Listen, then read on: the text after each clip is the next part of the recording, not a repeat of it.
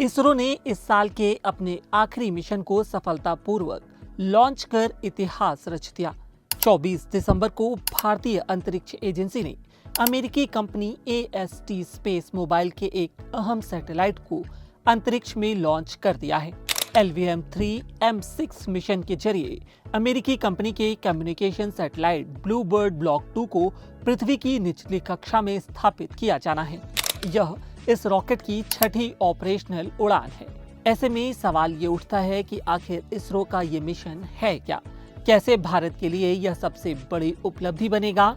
और जिस मिशन का भारत ने बीड़ा उठाया है वह सैटेलाइट क्यों खास है?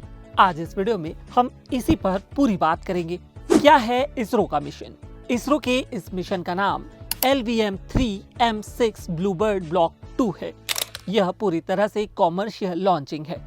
यह मिशन अमेरिकी कंपनी AST स्पेस मोबाइल के ब्लूबर्ड ब्लॉक 2 संचार उपग्रह को पृथ्वी की निचली कक्षा यानी कि लोअर अर्थ ऑर्बिट में स्थापित करने के लिए है।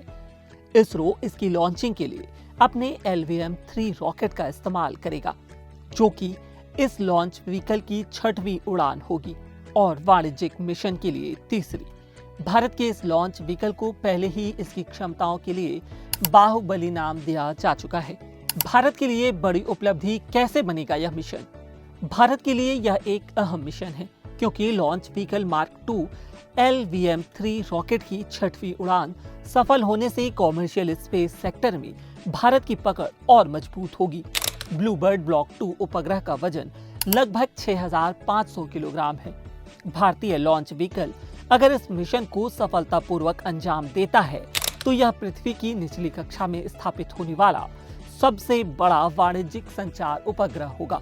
भारत अपने LVM-3 लॉन्च व्हीकल के जरिए चंद्रयान 2, चंद्रयान 3 और वैश्विक स्तर पर सैटेलाइट इंटरनेट मुहैया कराने वाली OneWeb के सैटेलाइट लॉन्चिंग मिशन को सफलतापूर्वक अंजाम दे चुका है।